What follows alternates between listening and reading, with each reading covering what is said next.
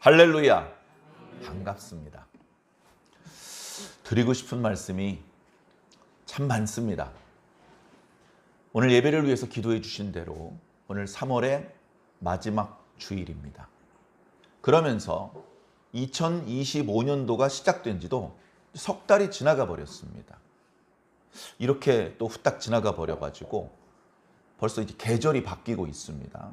물론 어제 오늘 아침에 좀 쌀쌀했습니다. 흔히 말하는 꽃 시샘 추위였죠. 그러나 내일을 지나 화요일 수요일이 되면 이제는 다시 꽃 시샘 추위가 오기 어려운 완연한 봄날이 될 것 같습니다. 그래, 봄이 돼서 좋긴 한데 2025년도에 내가 이렇게 살아야지. 우리 신앙인들 내 성경 일독 성경 일독. 예를 들면 그래도 좀 믿음이 좋고 신앙의 열정이 있는 성도들이 이제 그런 계획을 세우곤 하는데 어떻습니까? 10번의 주일이, 10번이 뭡니까? 13번의 주일이 지나가는 동안 여러분들 어떻게 성경 좀 많이 읽으셨습니까? 또는 내가 올해는 하루도 빠뜨리지 않고 큐티를 하겠다. 우리 교회 목사님께서 큐티를 적극 권장하시고 주보에도 날마다 읽을 말씀을 다 이렇게 인쇄해서 나눠주시는데 내가 큐티 해야지. 그래, 큐티는 이번 한 해 빠뜨리지 않고 잘 해오고 계십니까? 아니면 그런 게 아니더라도 내가 일주일에 한 권씩 책을 읽어야지. 내가 매일 30분씩이라도 걷기 운동이라도 해야지. 다 좋은 계획입니다. 그런데 어떻습니까? 잘하는 분도 가끔 있어요. 전혀 없는 것은 아닙니다. 그러나 훨씬 더 많은 경우 작심삼일이요. 계획했던 대로 그 좋은 계획 달성만 됐더라면 여러분 중고등학생들 무슨 계획 세우죠? 국영수를 중심으로 예습복집을 철저히 일하는 완벽한 계획을 세웁니다. 그 계획을 실천만 했다면 서울대가 문제겠습니까? 하버드, 예일 다 갈 수 있죠. 문제는 계획을 세워놓고 실천을 하지 못하는데 모든 문제가 있습니다. 신앙도 마찬가지예요. 자, 신앙도요. 가만히 앉아서 설교 말씀을 듣기만 하면 믿음이 쑥쑥 자라고 그러면 신앙 쉽죠. 내가 늦게 신앙을 시작했는데 빠른 속도로 성장하고 싶으면 교회에서 드리는 예배 빠짐없이 참석해 설교 말씀 듣고 또 인터넷으로 요즘 얼마나 좋습니까?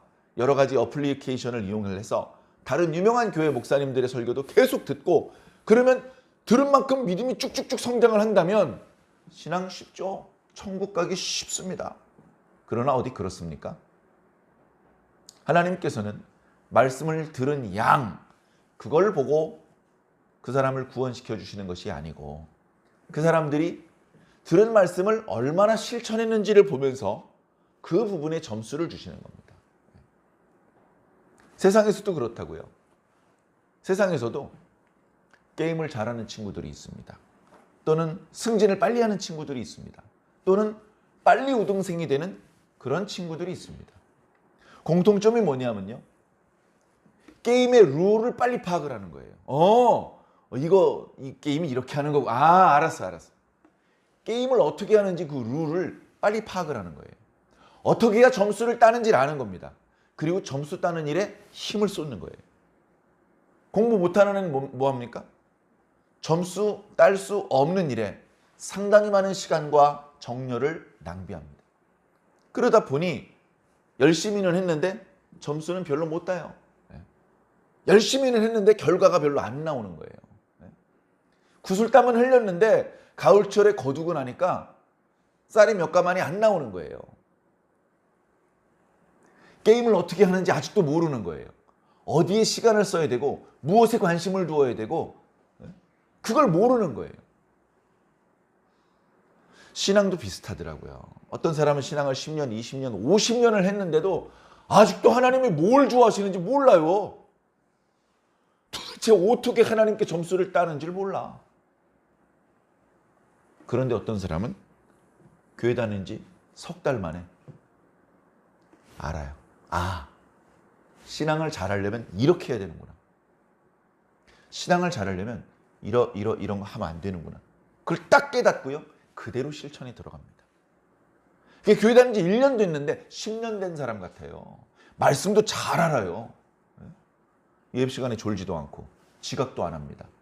헌금을 많이는 안 하는데 빠뜨리지를 않아요. 하나님께서 뭘 좋아하시는지를 아는 거예요. 사람도 마찬가지입니다. 이번에 새로 오신 지점장님이 소고기를 좋아하는지 돼지고기를 좋아하는지 뇌물을 쓰더라도 효과를 보는 거예요. 소고기를 좋아하는데 맨날 돼지고기 들고 가봤자 지점장님 표정 안 좋아요. 아, 또 돼지고기야? 아, 냄새. 소고기를 좋아하는 걸 알아야 돈을 쓰더라도 제대로 쓸 수 있고 효과를 볼 수 있는 겁니다. 투자를 할 것 같으면 이득을 많이 얻을 수 있는 곳에, 통장에 돈을 넣을 것 같으면 이자율이 높은 통장에 돈을 넣어야죠. 이상하게 이자가 없는 통장에다가 돈을 넣어놓고 이상하게 이 은행은 이자를 안 줘? 뭘 모르니까 그런 일이 발생하는 겁니다. 자, 우리 신앙을 할 때는요, 뭘 어떻게 해야 되죠? 자, 그 부분은 이렇게 하시면 됩니다 하고 한마디로 말씀드릴 수 있는 일은 아닌 것 같아요. 그러면 뭐 5가지, 7가지, 12가지 말씀드리면 될까요? 물론 그런 방법으로 설명을 드릴 수도 있을 것 같습니다. 자, 그런데 그게 법칙이 아니에요. 이렇게 하면 이게 나와. 신앙은 이렇게 설명드릴 수가 없습니다. 그래도 조금 알아들을 수 있게 말씀을 드리자면 때에 맞게 하셔야 됩니다. 기도하셔야 됩니다. 기도. 근데 기도해야 될 때가 있어요. 기도해야 될 때 기도해야 됩니다. 전도해야 될 때에 전도해야 됩니다. 예배 드릴 때에 예배 드려야 돼. 성경 읽어야 될 때 읽어야 되죠. 아무 때나 읽으면 되는 거 아닙니까? 그럴 수도 있지만 그러나 때라는 것이 엄연히 존재합니다. 그래서 예수님께서 그런 비유를 많이 드셨잖아요. 가을에 추수할 때 낫을 들고 오지 않고 자꾸 밭에 물을 대면 농사 망친다. 봄에 하는 농사 일이 있고 봄에 사용하는 농사 기구가 있고 그런가 하면 가을에 사용하는 농사 기구, 농사 방법은 다르다. 때에 맞게 해야 된다. 때에 맞게. 그렇지 않겠습니까? 사랑하는 성도 여러분, 하나님께서 무엇을 좋아하시는지, 그 다음에 지금 우리는 신앙적으로 무엇을 할 때인지 이런 것들을 항상 살펴보아야 돼요. 농사 비유로 들어서 마찬가지인데 농부가 농사를 지는 이유가 뭡니까? 씨를 뿌리고 물을 주고 잡초를 뽑아내고 벌레를 잡아주고 그런 이유가 뭐죠? 또 이렇게 포도나 무화과나무 이렇게 과실수를 생각해 본다면 거름을 주고 가지치기를 해주고 이유는 하나예요. 열매 보고 하는 겁니다. 열매. 그죠? 열매 보고 하는 거예요. 자, 그런데 성경에서 열매를 바라보시고 물을 주고 거름을 주고 가지를 치기를 해주시고 이걸 해주시는 농부가 누구냐는 거예요. 농부가 하나님. 농부가 하나님이에요. 내가 농부가 아니에요. 열매를 내가 가져가는 게 아니에요. 열매가 아니고 하나님이 농부십니다. 하나님이. 그러니 하나님께서 원하시는 열매를 드려야 점수를 딸 수 있고 열매를 드려야 칭찬을 받을 수 있는 거예요. 그렇다면 우리에게 열매가 있습니까? 나에게 열매가 있습니까? 내가 맺고 있는 열매는 어떻게 생긴 열매죠? 어떤 냄새고 어떤 빛깔이고 그리고 이게 정말 하나님께서 좋아하시는 열매일까요? 자, 이제 그런 걸 생각을 해야 되는 거예요. 그런 걸. 지난 한 주간 동안 무척 바빴습니다. 뭐 다들 바쁘실 겁니다. 봄이 되셔서.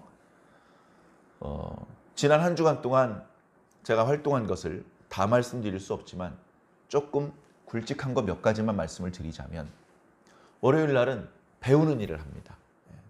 일전에 말씀드렸던 것처럼 경기도 평택시에 위치한 평택대학교. 근데 그 대학교의 모체는요, 피어선 성경학교였습니다. 우리나라에 피어선 선교사님이 오셔서 불과 서너 달밖에 못 계셨어요. 왜냐하면 건강이 너무 안 좋아진 상태로 오셨습니다. 그러나 그분은 여기서 죽어도 좋으니까 이 땅에서 복음을 전할 수 있게 해달라. 그래서 우리나라에 오셨는데 도저히 복음을 전하고 할 수 있는 상황이 아니었습니다.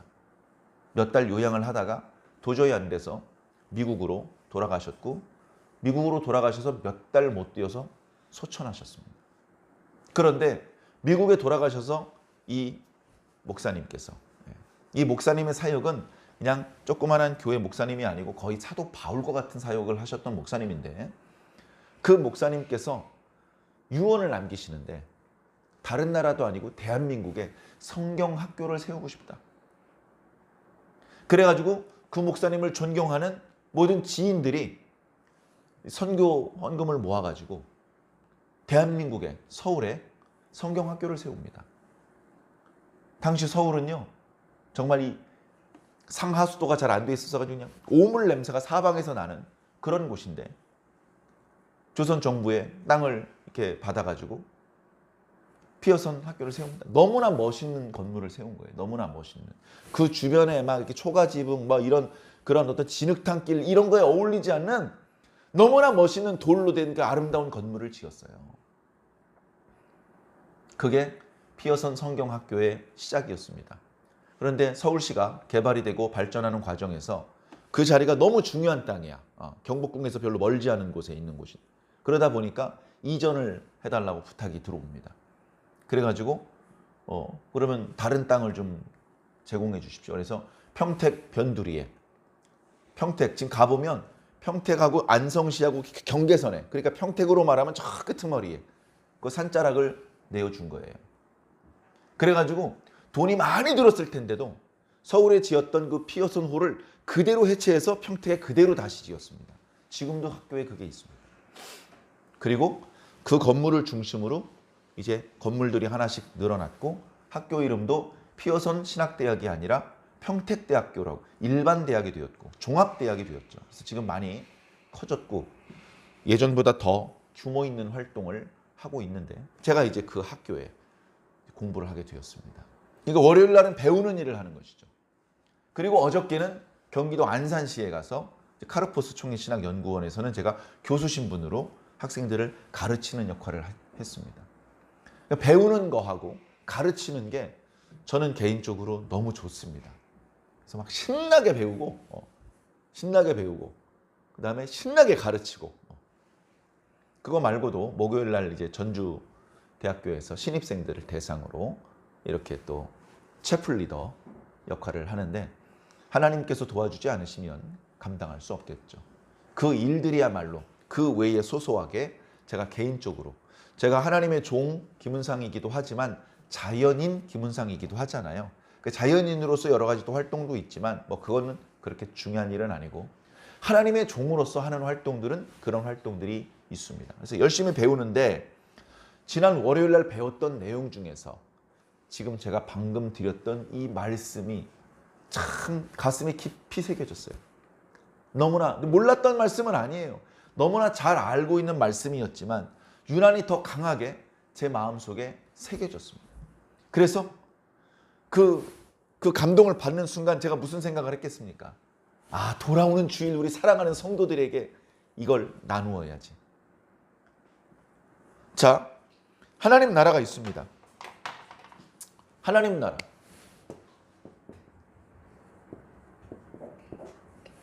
이 하나님 나라는 우리 모두의 관심사죠. 신약 성경과 구약 성경 전체의 관심사입니다. 성경에 많은 주제에 대한 말씀들이 있습니다. 그 중에서 신약 성경에도 구약 성경에도 계속해서 중요하게 다루어지고 있는 주제들이 몇 가지 있어요. 그렇게 많지 않아요. 예를 들면 성전이라는 주제가 있습니다. 하나님의 나라와 연결되는 주제입니다. 그 다음에 언약이라는 주제가 있습니다. 그리고 하나님의 나라라고 하는 주제가 있습니다. 너무나 중요하기 때문에 성경 모퉁이에 잠깐 언급되고 다시는 언급되지 않는 그런 표현이 아니고, 계속해서 반복되는, 말씀해 주시고 말씀해 주시고 또 말씀해 주시는, 보여주시고 보여주시고 또 보여주시는 말씀입니다. 그만큼 중요하기 때문에 그렇죠. 우리 모두는 하나님의 나라에 관심이 많습니다. 자, 이 하나님의 나라에 관해서 예수님께서 뭐라고 말씀하셨는지 한번 생각해 보시기 바랍니다. 예수님께서 복음을 처음 전하실 때 하나님의 나라와 관련해서 뭐라고 말씀하셨냐면 이렇게 말씀하셨습니다. 하나님의 나라가 가까이 왔다. 하나님의 나라가 가까이 왔대요.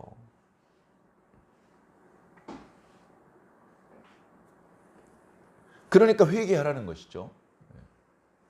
자, 하나님의 나라가 가까이 왔다는 말의 의미가 무엇일까? 나라가 막 움직이나? 나라가 코딱지만 해. 이렇게 뭐 버스 막 이렇게 생겨가지고 버스가 이렇게 움직여 나라가 오네 이렇게 보는. 나라가 온다는 말이 뭘까? 자, 사실은 나라가 온다는 말, 그것이 하나님의 나라가 아니더라도 나라가 온다는 말은 사실은 조금 무서운 말입니다. 자, 이 말은 어떤 때 쓰냐면 이럴 때 쓰는 겁니다. 옛날에 1592년에 부산포에서 어떤 조선 사람이 이렇게 얘기를 합니다. 일본이 오고 있다. 일본이라는 나라가 오고 있다. 무슨 뜻이죠? 전쟁이 선포되고 일본 군대가 오고 있다는 뜻입니다. 그러니까 하나님 나라가 오고 있다는 건 뭐죠? 하나님 나라와 대비되는 세상 나라 사이에 전쟁이 선포되었고 하나님 나라의 군대가 오고 있다는 뜻입니다. 무서운 말씀입니다. 아, 신난다. 하나님 나라 오면 쏙 들어가야지. 어쩌면 우리가 그렇게 생각해 왔는지도 모릅니다. 그런데 성경을 덮어놓고 읽지 않고 눈 뜨고 정신 차리고 다시 보면 전쟁의 상황을 말씀해주고 있는 것입니다. 예수님께서는 호를 단신으로 오셔서 하나님과 세상 나라 사이에 전쟁을 선포하신 겁니다. 하나님 나라가 온다. 너 그런 게 있는지도 몰랐지? 하나님 나라가 지금 오고 있어. 회개해야 돼, 회개. 하나님 나라가 옵니다. 세상 나라 사이에 전쟁이 벌어집니다. 전투의 결과가 정해졌어요. 어떻게 결과가 나오느냐? 하늘나라가 이깁니다. 하나님 나라가 이겨요. 어떻게 이기냐면 압도적으로 이깁니다. 세상 나라는 하나님 나라의 전진 속도를 늦출 수 없어요. 그냥 뭉개고 지나가는 겁니다. 이런 상황 속에 세상 나라 편에 끝까지 남아있으면 어떻게 될까요? 멸망당합니다. 무너지는 건물에서 대피하라고 나오라고 하는데 안 나오면 어떻게 됩니까? 깔려 죽는 거예요. 안 그렇겠습니까? 빵꾸난 배에서 빨리 나오라고 하는데 안 나오면 그 배와 함께 침몰하는 겁니다. 그죠? 세상 나라가 하나님 나라에 의해서 멸망당한다니까요. 계속 세상 나라에 계시겠습니까? 하나님 나라로 옮겨와야 되는 거예요. 그 말을 하는 것이 전도입니다. 그렇게 옮겨오는 것이 구원입니다. 이거는 우리 집이 지금 20평인데 하나님 나라가 1500평짜리 아파트가 있대. 야, 도대체 몇 층짜리 아파트야? 그게 다 낼 거야? 되게 좋겠네. 그걸 위해서 가는 게 아닙니다. 자, 하나님 나라가 오시는 거예요. 하나님 나라가. 하나님 나라가 이해하기 쉽게 말씀드릴게요. 웃으면서 오는 게 아니고 잔뜩 화가 나서 오는 겁니다. 이게 실제 우리를 둘러싼 영적인 상황입니다. 하나님 나라가 화가 나서 오시고 있어요. 그래도 회개 안 하십니까? 자, 천국에 가까이 왔으니 회개하라.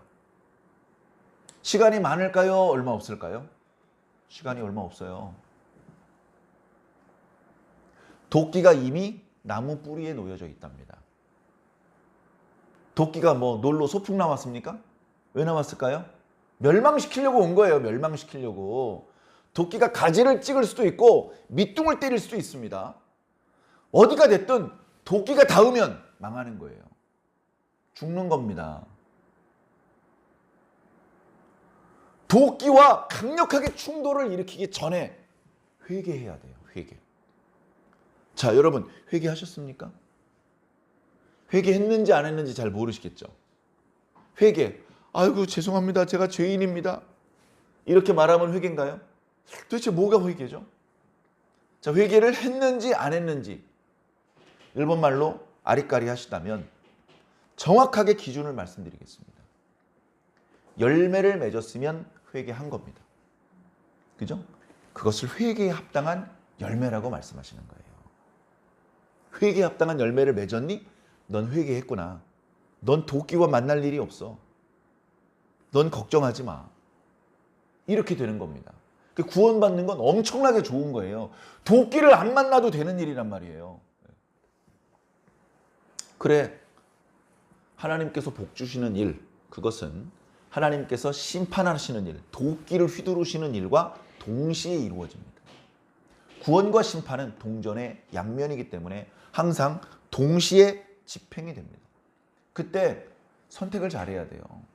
뭘 어떻게 선택을 해야 더 좋은 것을 얻을 수 있는지 깊이 생각해 보시고 도끼가 내 목에 와서 닿기 전에 알아봐셔야 됩니다. 어떻게 하면 그것을 피할 수 있는지. 가만히 앉아서 설교 말씀을 듣기만 하면 저절로 도끼가 피해가는 게 아니라는 것을 이해해 주시기 바랍니다. 자, 그러면 목사님 어떻게 그걸 피할 수 있습니까? 열매를 맺어야 돼요. 열매를 맺어야 됩니다. 쉬운 일이 아닙니다. 열매는 또 뭐야? 뭐가 열매지? 그리고 어떻게 맺는 거야? 참 이런 것들이 어려운데 중요한 일입니다. 옛날에 뭐 다윗이 골리앗을 넘어뜨렸대. 그 이야기는 좀 몰라도 괜찮은데 이 열매를 어떻게 맺는지를 모르면 이제는 도끼로 만나는 수밖에 없는 거죠. 오늘 예배 시작할 때 시편 1편 말씀을 묵도 말씀으로 읽어드렸습니다. 그 말씀이 마태복음의 말씀하고 너무나 연관이 많이 돼요. 복 있는 자는 예수님께서 산상수훈의 말씀, 복 있는 자는 심령이 가난한 자다. 그러고 시작을 하시잖아요. 시편 1편에 복 있는 자는 악인의 꾀를 따르지 않고 죄인의 길에 서지 않고 오만한 자의 자리에 앉지 않고. 자, 하나님께서 치료하시는 거예요. 그거 하면 안 돼요. 내가 악한 놈이 되면 안 되는 건 당연하고 그 악한 놈이랑 가까이 어울려 다니는 것도 하면 안 되는 것이죠. 간단해요. 지금은 다 뒤섞여 사는 것 같은데 결정적인 어느 순간이 되면 둘로 나뉘어진답니다. 의인이 있고 악인이 있어요. 의인과 악인으로 나누어지는 거예요. 하나님께서 나누시겠답니다. 하나님께서 나누실 때 나 악인인데 의인 쪽에 왔네? 아싸! 이런 실수를 하나님은 절대 하지 않으신다. 정확하게 악인과 의인을 가르신다. 자, 그럴 때 우리 이런 걸 생각해 볼 수 있겠죠. 자, 61점은 합격, 59점은 불합격. 그럼 60점은 어떻게 됩니까? 그 경계선에 서 있는 사람은 어떻게 됩니까? 예를 들면 그런 거 생각해 볼 수 있겠죠. 자, 의인과 악인의 경계선에 서 있는 사람은 어떤가? 그래서 말씀드리겠습니다. 경계선에 서 있는 사람은 한 명도 없습니다. 의인과 악인 사이에는 먼 간격이 있어요. 먼 간격이. 아리까리하게 얘를 의인을 집어넣어야 되는지 악인 이런 건 없습니다. 왜 없는지 설명을 드릴게요. 하나님께서 키즈를 하시기 때문에 그래요. 키즈를. 원래 섞여 있어요. 근데 키즈를 하니까 분리가 일어나. 분리가. 근데 계속 키즈를 하면 완전히 분리가 되는데 이쪽 편하고 저쪽 편 사이에 넓은 간격이 생깁니다. 의인하고 악인 사이에 넓은 간격이 생긴단 말이에요. 아리까리 할 수가 없습니다. 얘는 확실히 악인, 얘는 확실히 의인. 그렇게 정해지는 거예요. 그래서 예수님께서 이런 말씀을 하셨습니다. 있는 자는 더욱 얻어 풍성해질 것이지만 없는 자는 그 가진 것마저 빼앗길 것이다. 처음엔 그 차이가 별로 크지 않았어요. 그런데 어떤 놈은 있는 것마저 빼앗겨서 점점 없어지고 있고요. 어떤 사람은 있는 것 위에 더욱 많아 풍성해져 엄청나게 많이 가. 그런 중간지대는 없는 겁니다. 완전히 갈라져 버리는 거예요. 그러니까 이 갈라지는 흐름 속에서 내가 어느 쪽에 줄을 설지를 잘 생각해 봐야 되는 겁니다. 내가 서 있는 자리가 살 수 있는 자리인지, 내가 타고 있는 배가 침몰하지 않고 목적지까지 나를 안전하게 인도해 줄 수 있는 배인지, 내가 들어와 있는 이 건물이 무너지지 않고 저 폭풍으로부터 나를 지켜줄 수 있는 건물인지 잘 살펴봐야 되지 않겠습니까? 그런 의미에서 우리 성경 말씀을 한번 읽어보겠습니다. 마태복음 3장입니다. 우리가 너무나 잘 아는 말씀이기 때문에 한번 쭉 읽어보는 것으로 하겠습니다. 마태복음 3장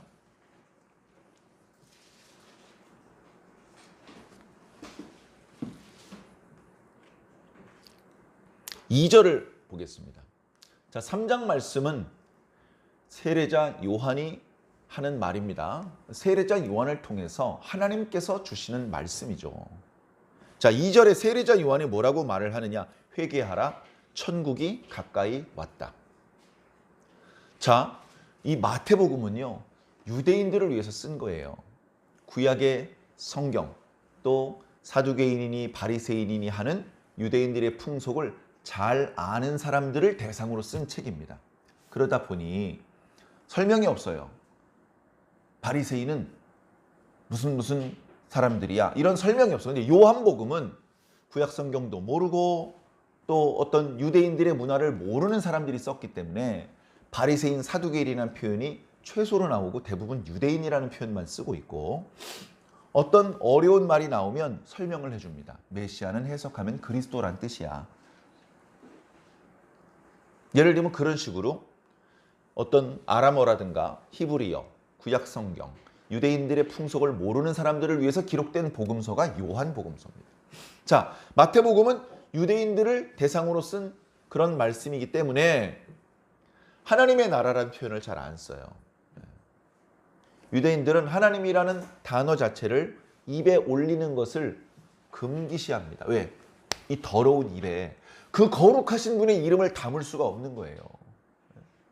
그래서 우리 성경에, 우리 한국 사람들은 그런 걸 잘 모르니까 여호와 하나님, 여호와 하나님이라고 하죠. 그 여호와라는 단어가 하나님께서 가르쳐 주신 당신의 이름인데 그 거룩하신 이름을 유대인들은 입에 올리질 않아요. 근데 성경엔 분명히 그 단어가 기록되어 있거든요. 그리고 그 단어를 우리 한국 사람들이 여호와라고 쓰는 거예요. 그런데 유대인들은 그 단어가 나타나면 그 단어의 본래 발음을 발음하지 않고 다른 단어로 일반 명사로 바꾸어서 말을 합니다. 그게 이제 아도나이라는 단어를 쓰는데 뜻은 주님이라는 뜻이에요. 주님이라는 일반 명사로 바꾸어서 표현합니다. 그 정도로 하나님이라는 단어 또는 하나님의 이름에 대해서 매우 존귀하게 생각하는 분들입니다. 그렇기 때문에 하나님의 나라라는 표현을 유대인들은 싫어해요. 그러니까 어떻게 합니까? 하늘나라라고 말하는 겁니다. 하늘나라. 하늘나라라고 말하는 이 하늘은 뭐냐? 하나님을 빗대어 설명하는 거예요. 여러분, 하나님을 믿으세요라는 말이 맞습니까? 하나님의 이름을 믿으세요라는 말이 맞습니까? 우리 예수님을 믿어야 됩니까? 예수님의 이름을 믿어야 됩니까? 같은 말입니다. 예수님의 이름은 예수님의 전 인격을 대표하는 표현이에요. 예수님의 이름을 믿는다는 것은 예수님을 전부 다 믿는다는 뜻입니다. 이름 속에 모든 의미가 담겨 있기 때문에 그렇죠. 그래, 하늘이라는 것은 하나님의 이름이에요. 그렇게 이해를 하시면 되겠습니다. 자, 그래서 여기 천국은 바로 하나님의 나라를 뜻합니다. 실제로 마가복음은 유대인들 눈치를 볼 필요가 없이 기록됐기 때문에 거기는 하나님의 나라라고, 회개하라, 하나님의 나라가 가까이 왔느니라, 이렇게 그냥 편하게 말씀해주고 있는 것입니다. 자, 어찌되었건 하나님 나라가 가까이 오고 있어요. 영적인 전쟁 선포라는 말씀을 드렸습니다. 자, 그러면 이 전쟁에서 멸망당하지 않고 살아남으려면 어떻게 해야 됩니까? 8절을 볼까요? 회개에 합당한 열매를 맺어야 돼요. 열매를 맺어야 됩니다. 9절을 보니까 속으로 아브라함이 우리 조상이라고 말하지 마라. 우리 아버지가 목사야. 우리 할아버지가 장로님이야. 그래, 목사님은 구원 받겠네. 장로님도 칭찬 받겠네. 근데 너는 구원 못 받고 너는 칭찬 못 받을 수도 있어. 아버지의 공로가 나의 구원에 아무 영향이 없다는 겁니다. 그러니까 내 회개의 열매는 내가 맺어야 되는 거예요. 내 기도 내가 해야 되고 내 봉사, 내 헌금, 내 기도, 내 충성 내가 직접 해야 되는 겁니다. 하나님께서는 능히 이 돌들로도 아브라함의 씨가 되게 하시느니라. 이미 도끼가 나무 뿌리에 놓였으니 시간이 얼마 없다는 거예요. 어떤 놈이 멸망을 당하느냐? 열매 맺지 않은 자가 멸망을 받는 거야. 너 열매가 없네? 내가 널 인정할 수가 없어. 도끼 갖고 와. 무슨 말씀인지 아시겠죠? 지옥에 가는 사람은 그래서 지옥에 가는 겁니다. 열매가 없기 때문에. 이게 지나치다고 생각하지 마세요. 여러분, 과수원에서 가지치기 하는 사람이 가지가 아까우면 가지치기 못해요. 그런데 어떻게 합니까? 아, 이거 아까운데 어떡하지? 손을 바들바들 떨고 있으면 500그루가 넘는 나무 가지치기를 했는데 어느 세월에 가지치기를 해. 그래서 가지치기 잘하는 사람은 손이 안 보면 탁탁탁탁탁 아낌없이 잘라요. 자르다 보면 자르면 안 되는데 자르는 경우도 있어요. 가끔. 아깝죠. 그럼 어떡합니까? 지나갔어요. 잘린 건 어쩔 수 없어요. 그 다음에 잘랐어야 되는데 깜빡 놓치고 안 자른 가지도 있을 수 있어요. 사람은 실수가 있죠. 하나님은 실수하지 않으십니다. 도끼에 맞아 죽어야 될 놈은 반드시 도끼를 만나게 될 것이고, 칭찬받고 축복받고 구원받을 놈들은 반드시 구원을 받게 되는 것입니다. 그 차이가 뭐에 있다고요? 열매. 열매가 있으면 넌 회개한 거야. 열매가 있으면 넌 도끼 안 만나도 돼. 열매 없어? 도끼 갖고 와. 무서운 상황입니다. 그냥 하나님께서 항상 인자하시기만 하다고 생각하시면 안 됩니다. 기회가 있을 때, 인자하게 웃으실 때 빨리 회개하셔야 됩니다. 자, 나는 너희에게 회개하기 위하여 물로 세례를 주거니와 내 뒤에 오시는 이는 예수 그리스도시죠. 나보다 능력이 많으시니 나는 그의 신을 들기도 감당하지 못하겠노라. 그분은 성령과 불로 세례를 베푸신다. 두려운 말씀입니다. 성령과 불로 세례. 야, 역시 더 세구나. 한 단계 더 위네. 업그레이드 되셨네. 그런 의미 정도가 아니라, 자, 물을 우리 머리에 부어주시면 더러운 것이 씻겨나가잖아요. 불을 우리 머리 위에 이렇게 뿜어주시면 어떻게 되죠? 타 죽습니다. 두려운 거예요. 사도 바울이 그런 표현하셨죠. 불로 너희들의 공력을 시험하실 것이다. 불로. 근데 타서 없어져 버리면 상을 못 받는다. 불로 공력을 시험하셔도 남는 그런 열매가 있어야 된다. 불과 성령으로 세례를 주셔도 칭찬받을 사람들이 되어야 되는 것이죠. 두려운 것입니다. 자, 오늘 예배 시작할 때 묵도 말씀으로 읽어드렸던 시편 1편도 함께 읽어드리겠습니다. 복 있는 사람은 악인의 꾀를 따르지 아니하며 죄인의 길에 서지 아니하며 오만한 자들의 자리에 앉지 아니하고 오직 여호와의 율법을 즐거워하여 그의 율법을 주야로 묵상하는 자로다.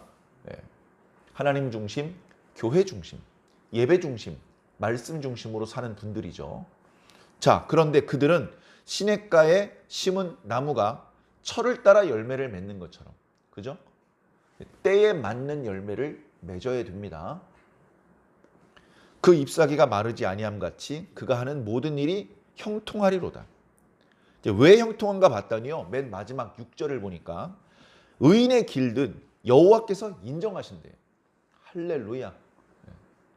의인의 길은 여호와께서 인정하시니까 형통할 수밖에 없어요. 여호와께서 인정하셨다는 뜻은 다르게 말하면 의롭게 여겨주셨다는 겁니다. 야, 넌 의인이구나. 인정해 주시는 것이죠. 그런데 인정을 받지 못한 악인은 망할 것이다 라고 말씀하십니다. 왜 망하죠? 도끼랑 박치기를 했는데 견딜 수 있겠습니까? 망하는 것이죠. 자, 3절. 의인이 왜 도끼와 만나지 않고 복을 받게 되는 것인지 보겠습니다. 그는 시냇가에 심은 나무가 철을 따라 열매를 맺으며, 열매를 맺기 때문에 그래요. 열매 잘 맺는 가지 잘라 없애겠습니까? 열매 잘 맺는 나무 밑둥 잘라가지고 죽여버리겠습니까? 아니죠. 열매 잘 맺는 가지, 아이고 이쁜 것, 하면서 가지도 세심하게 잘라주고 벌레 잡아주고 거름 주고 물 주고 열매 맺는데 필요한 거 다 제공해 줄 겁니다. 그러다 보니 그의 모든 행사가 형통하리로다. 악인은 그렇지 않으며 오직 바람에 나는 겨와 같도다. 의인과 악인이 섞여 살아요. 섞여 사는데 곧 바람이 분단 말입니다. 바람이 불어요.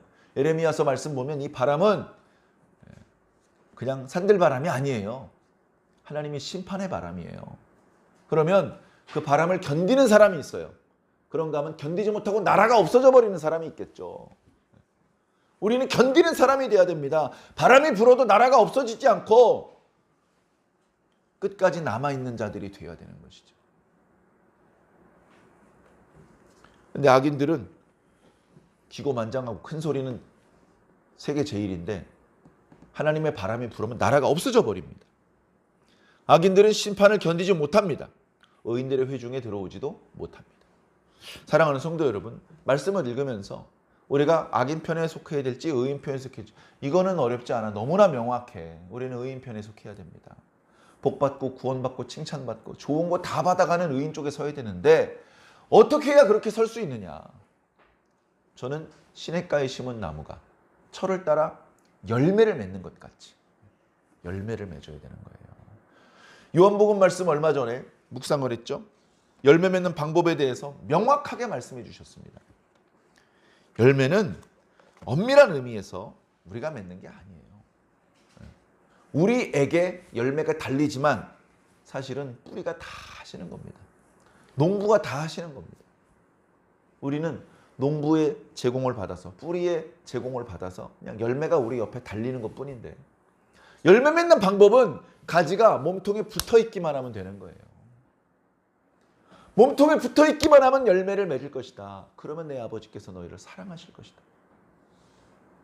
그죠? 자, 그 심오한 의미에 대해서는 그냥 그건 이거야 라고 한 문장으로 설명할 수 없습니다. 오히려 그런 설명을 드리는 것은 정말 그 속에 담겨져 있는 깊이 있는 의미를 이해하는 것을 방해할 수도 있기 때문에 여기까지만 말씀드리겠습니다. 자, 이렇게 우리가 하나님의 백성으로 산다는 것의 의미를 조금 더 깊이 생각해 보시고 맨날 나를 세우고 긴장 속에 살아야 되는 것은 아니지만 그죠? 때로는 좀 허리끈 풀고 편안하게 쉬는 시간도 필요하죠. 그러나 때로는 정신 바짝 세우고 나를 바짝 세우고 긴장하고 좀 신경을 쓰고 좀 생각을 깊이 해보고 그런 시간도 필요하다는 것입니다. 내가 지금 잘하고 있는지 점검하는 시간이 필요하죠. 하루 종일 거울만 볼 수는 없죠. 그러나 외출 전에 잠깐 거울을 보는 시간도 필요한 것입니다. 그래서 온매물살 단정히 할 필요가 있는 것이죠. 우리가 지금 신앙을 잘하고 있는지 방향을 올바르게 맞추고 가고 있는 것인지 종종 점검해 봐야 되지 않겠습니까? 그런 의미에서 주신 말씀들입니다. 그래서 저는 이 말씀이 너무나 감명 깊었고 맞아. 자, 우리가 다시 한번 표현을 해보면 자, 애굽에 있었어요. 애굽. 그러다가 광야를 거쳐서 어디로 가야 되냐면 가나안으로 가야 됩니다. 이게 실제 구약의 이스라엘 백성들이 걸어갔던 방향이잖아요. 그죠? 자, 그런데 이 모양이 오늘 우리들하고도 매치가 되는 거예요. 우리도 비슷한 상황이야. 자, 애굽. 세상 풍속에 가득한 세상이죠, 세상. 우리가 세상에 지금 살고 있지 않습니까? 세상에 살고 있어요. 근데 세상에 계속 있으면 마치 무너지는 건물에서 나오지 않고 계속 그 안에 있는 것처럼 사실 위험한 것입니다. 아직은 안 무너졌지만, 아직은 그럭저럭 쓸만하지만 곧 무너져요. 그럼 어떻게 됩니까? 빨리 나와야 된단 말이죠. 애굽이 멸망할 때, 그죠? 애굽의 장자들이 죽을 때 이스라엘의 장자들도 같이 죽어버리면 안 되잖아요. 그 재앙으로부터 나와야 되는 것이죠. 하나님께서 부르십니다. 내 백성아, 거기서 그들이 받을 재앙을 함께 받지 말고 너희는 나와라. 너희는 죽지 말고 살아라. 그 말씀을 듣고 움직여야 됩니다. 그 세상에서 교회로 나오는 거예요. 자, 우리가 지금 교회 왔잖아요. 저희 교회 이름은 완주중앙교회. 교회 많습니다. 자, 그런데 교회가 영적으로는 어떤 의미가 있냐면 광야예요. 교회가 그렇게 행복하고 편안한 곳이 아니에요. 지금은 교회에서 난방도 하고 여름에 더우면 냉방도 하고 어둡지도 않아요. 밝아요. 조명도 잘 되어 있고 여러분 앉아있는 의자도요 쿠션이 잘 되어 있습니다. 저 어렸을 때는요 교회 의자에 쿠션 없었어요. 딱딱했어요. 그냥 니스칠만 해놔가지고 여름철에 땀이요 아주 그냥 흥건하게 그냥 바지가 젖습니다. 세면 바닥에 장판 하나 깔고 방석 깔고 무릎 꿇고 예배드렸어요. 그때에 비하면 지금 너무나 편안하죠. 그러나 사실 영적으로는 어떻다고요? 광야예요. 광야. 광야가 어떤 상황입니까? 광야. 나의 노력으로 먹을 것을 얻을 수 없는 곳입니다. 나의 재능으로 내 생명을 지켜낼 수 없는 곳입니다. 철저히 내 생명이 하나님께 의탁되어 있는 것입니다. 하나님께서 밤마다 불기둥이라는 난로를 떼주지 않으시면 얼어 죽을 수밖에 없고 아침마다 만나를 주지 않으시면 굶어 죽을 수밖에 없습니다. 낮에 구름기둥이라는 우산을 펼쳐주지 않으시면 타 죽을 수밖에 없는 곳이 광야입니다. 우리가 지금 교회에서 신앙생활하는 과정이 사실은 광야의 과정을 지나가는 거예요. 고생스럽게 그냥 애굽에서 가나안으로 꼴이 나게 해주지 왜 또 광야를 거쳐? 뭐 40년? 웜에. 그런데요, 이 광야의 과정은 반드시 필요합니다. 겨울을 지나야 봄이 더 힘있게 뻗어나올 수 있는 겁니다. 광야를 지나야 애굽의 때, 냄새 제거할 수 있고 참된 하나님의 백성으로 탈바꿈될 수 있는 것입니다. 교회는 최종 목적지가 아니에요. 교회는 하나님의 나라 백성을 훈련하는 훈련소, 학교, 상한 사람들 치료해주는 병원. 교회는 영적으로 그런 역할을 하는 곳입니다. 여기서 늘어지게 쉬고 놀고 야 이제 목적지에 도착했다. 짐 풀어. 아니요. 아직 네 들고 있는 칼을 칼집에 꽂으면 안 돼. 아직 전쟁 안 끝났어. 진짜 무서운 전쟁 지금부터야. 교회의 과정을 거쳐서 천국으로 가는 거죠. 자, 우리가 다 이렇게 생각을 했습니다. 천국은 여기 있고 우린 여기 있었는데 천국으로 우리가 가는 거야. 이렇게 생각을 했거든요. 이런 의미도 있어요. 우리는 우리대로 제자리 걸음을 하면 안 돼. 가만히 있으면 안 돼. 흘러내려오는 그 물줄기를 거슬러서 상류로 올라가는 연어들처럼 있는 힘을 다해서 우리가 원래 있었던 곳 그쪽으로 가야 되는 것입니다. 그런 의미도 있는데 또 어떤 의미가 있냐면 천국이 우리에게 오시는 거예요. 천국이 내가 있는 곳으로 오는 거야. 정확하게 말하면 세상을 진멸시키는 군대가 오고 있는 거예요. 그 군대가 오면 이제는 착하게 사십시오라고 말하지 않아요. 이미 지금까지 어떻게 살았는지를 기준으로 도끼를 휘두르신단 말이죠. 그래 결과를 보면 이 세상에 살고 있는 거의 모든 사람이 이 도끼를 피하지 못해요. 이 도끼의 칼날을 피하고 하나님의 백성으로 보존되는 그래서 이 세상이 완전히 멸망하고 새로운 세계를 건설하셨을 때 거기에 옮겨 심어주시는 그렇게 보존되는 사람은 매우 적은 숫자예요. 매우 적은 숫자. 우리는 바로 그 소수에 들어가기 위해서 지금 이렇게 신앙을 하는 겁니다. 넓은 길을 가는 게 아니에요. 좁은 길을 가고 있는 것입니다. 넓고 화려한 문을 열고 들어가려는 생각은 없어요. 좁은 문 열고 들어가고 싶은 겁니다. 왜? 그 뒤에 천국이 있으니까. 천국이 오고 있습니다. 우리는 열매를 맺어야 돼요. 천국이 당도했을 때 열매가 있어야 됩니다. 신랑이 도착했을 때 등과 기름이 있어야 됩니다. 주인이 오셨을 때 술친구들로 더불어 먹고 마시며 동무 종들을 때리는 모습을 절대 보여줘서는 안 되는 것이죠. 그때는 이미 돌이킬 수 없습니다. 주인이 오셨을 땐 달란트의 이윤을 들고 기다려야 됩니다. 잠깐만요. 벌어가지고 올게요. 그때는 시간이 없다고요. 지금 잘해야 됩니다. 지금 열매를 맺어야 됩니다. 하나님의 백성으로 사는 저와 여러분, 지난주 주일날 말씀드렸던 대로 하나님 중심으로 살아야 됩니다. 교회 중심으로, 말씀 중심, 예배 중심으로 살아야 되고, 그 과정에서 말씀을 듣고만 있으면 되는 게 아니라 무언가 해서 그것이 무엇인지는 한마디로 말씀드릴 수가 없고, 또 우리 개개인마다 조금씩 다를 수 있습니다. 여러분 각자 예수님께 직접 들으시기 바랍니다. 그렇게 우리 각자의 신앙을 치열하게 살아야 되는 것입니다. 가만히 있으면 사라지는 게 아니고요. 살아야 되는 거예요. 상류를 거슬러 올라갈 때 지느러미를 움직이지 않고 가만히 있으면요, 죽은 물고기예요. 살아있는 물고기는 절대 가만히 있지 않습니다. 살아있는 성도는 그냥 가만히 말씀을 듣고만 있지 않아요. 움직입니다. 뭘 시키지 않아도 움직여. 왜? 살아있으니까. 살아있는데 가만히 있겠어? 움직이겠지. 그렇게 움직이다가 열매 맺는 거예요. 그렇게 살아야 됩니다. 과거 이스라엘 백성들이 애굽에서 나올 때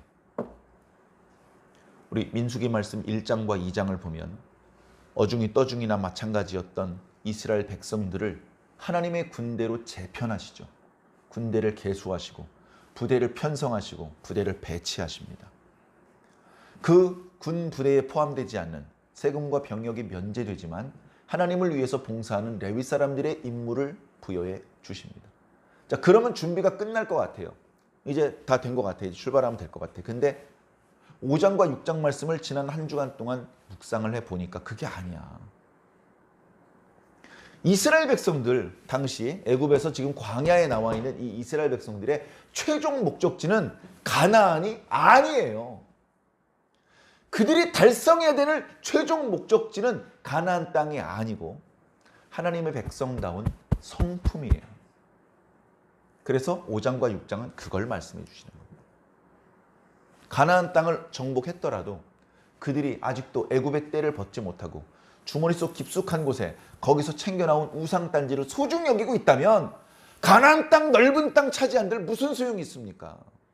여러분, 우리가 천국에 가면요, 상상할 수 없게 아름다울 것입니다. 근데 거기서 지금 우리가 가지고 있는 이 더러운 욕심을 그냥 가지고 간다면 순식간에 거기 지옥됩니다. 사이좋게 친구들을 초대하는 것이 아니라요, 서로 울타리 치느라 바쁠걸요? 넘어오지 마. 그런 마음으로는요, 아무리 외부적인 환경이 좋아지더라도 결코 그곳은 천국이 될 수 없습니다. 우리가 달성해야 될 천국은 땅이 아니고 건물이 아닙니다. 돈이 아닙니다. 우리가 달성해야 될 천국은 우리들의 마음입니다. 우리들의 마음이 예수님 같은 마음이 돼야 돼요. 예수님 같은 마음. 예수님 같은 마음은 좀 어렵죠. 그래서 저는요, 어머니 같은 마음을 품으라는 말씀을 드려봅니다. 여러분, 우리 모두 어머니 같은 마음을 가집시다.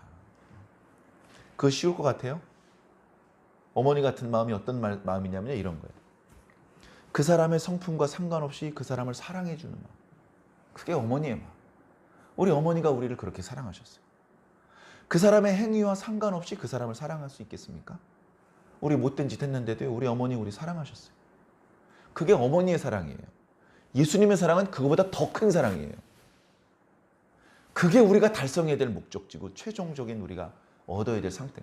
그런 마음이 있으면 사막에 던져 놓으셔도 행복하게 살 수 있습니다. 감사하면서 노래를 부르며 살 수 있는 거예요. 그런데 가면 굶어 죽을까요? 타 죽을까요? 아니죠. 우리 속에 하나님의 성품이 완전히 회복됐는데 그런 우리를 광야에서 타 죽게 굶어 죽게 내버려 두시겠습니까? 또 구름기둥 불기둥 동원해서라도요, 거기서 행복하게 살 수 있게 해주십니다. 그게 하나님께서 살아계시다는 증거예요. 사랑하는 성도 여러분, 하나님이요, 자존심이 강하십니다. 하나님의 자존심 못 말려요. 우리는 어렸을 때 찰흙으로 공작을 합니다. 그릇도 만들고 강아지도 만들고 하다 보면 내가 원하는 대로 모양이 잘 안 나오잖아요. 또는 그럭저럭 잘 나오는데 친구가 툭 건드려가지고 뭐가 좀 이상해졌어요. 기분이 확 상해. 그럼 보통 어떡합니까? 에라이 하고 다시 뭉개고 다시 만듭니다. 그죠? 하나님 그렇게 안 해요. 하나님께서 천지를 창조하시고 사람을 만드셨습니다. 근데 마귀가 와서 장난을 쳐놓고 갔어요. 걸작품이었는데 망가져 버렸어. 그때 하나님께서 뭉개지 않으셨어요. 그 상태에서 결국 당신의 목적을 달성하겠노라 결심하셨습니다. 시간이 성경적으로 표현하면 6,000년이 걸렸습니다. 6,000년은 우리 인간이 기다릴 수 있는 시간이 아니에요. 그러나 하나님에게는 별로 긴 시간이 아닙니다. 기어이 하나님께서는 본래 당신이 붓을 들고 시작하셨던 그림, 마귀가 와서 막 엉망을 만들어 놓았지만 그 그림을 찢어버리지 않으시고 끝끝내 붓을 놓지 않으시고 그 그림을 걸작품으로 완성해 내시는 분입니다. 그 과정에서 누군가는 구원을 받아야 돼요. 누군가는 생명나무 열매를 먹어야 됩니다. 아담이 못 먹었던 그 열매를. 그래야 하나님의 뜻은 완성될 수, 하나님의 큰 그림은 마무리가 될 것입니다. 그렇기 때문에 우리의 구원은 하나님의 자존심이 걸려 있어요. 아무도 구원받지 못하고 다 멸망시키는 그림, 마귀가 원하는 그림입니다. 절대 그렇게 안 됩니다. 누군가는 구원받습니다. 이건 하나님의 이름과 명예가 걸려있는 문제입니다.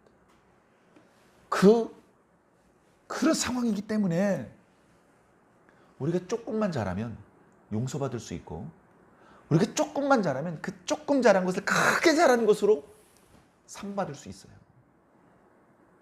우리가 정말 착하게 산 만큼만 상을 받으면 치꼬리만큼밖에 못 받을 겁니다. 근데 어때요? 우린 요만큼 잘했는데 이만큼 잘한 것으로 상을 주시니까 희망이 있고 소망이 있는 건 아닙니까? 사랑하는 성도 여러분, 하나님의 백성으로 그렇게 승리하시기 바랍니다. 지난 한 주간 동안에 있었던 말씀을 나누다 보니 오늘 말씀을 충분히 다루지 못한 것 같은데, 이와 관련해서는 계속해서 이어지는 말씀들과 함께 묶어서 은혜를 놓치지 않고 받으시기를 부탁을 드립니다.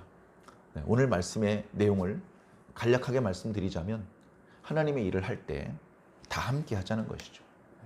레위인에게 직무를 주셨는데 나머지 12지파 지휘관들에게 따로 지시를 하지 않았음에도 불구하고 그들이 자발적으로 수레 6대와 소 12마리를 봉헌을 합니다. 하나님께서 그 모습을 보시면서 잘됐다, 그거 레위 사람들 줘라. 그래서 성막을 운반을 할 때 그것을 담아가지고 운반을 할 수 있도록 해라. 더 무겁고 더 많은 양을 운반해야 되는 무라리 자손들에게 조금 더 주고 게르손 자손들에게도 주고, 원래 그 직무가 어깨에 매서 운반하는 사람들은 따로 수레가 필요 없으니 주지 말고, 그렇게 해서 레위 사람들이 직무를 하는데 다른 12지파도 이렇게 적극적으로 도왔다는 말씀을 오늘 말씀을 통해서 주십니다. 그래서 주의 일은 혼자 하는 것이 아니고 저쪽에 있는 사람이 열심히 할 때 내일 끝났으니까 이렇게 생각할 것이 아니라 모두 다 함께 달라붙어서 돕고 관심을 가지고, 도와줄 수 없는 일이라면 기도라도 해줄 수 있는 것이 하나님의 백성의 공동체의 아름다운 모습일 것이라는 말씀의 의미가 담겨져 있습니다. 우리 완주중앙교회 성도들은 모두 이렇게 하나님을 중심으로, 그리고 성도들과 함께 연합되어서 합심해서 합력해서 선을 이루는 참된 그리스도의 공동체로 승리하기를 예수님 이름으로 간절히 축원합니다.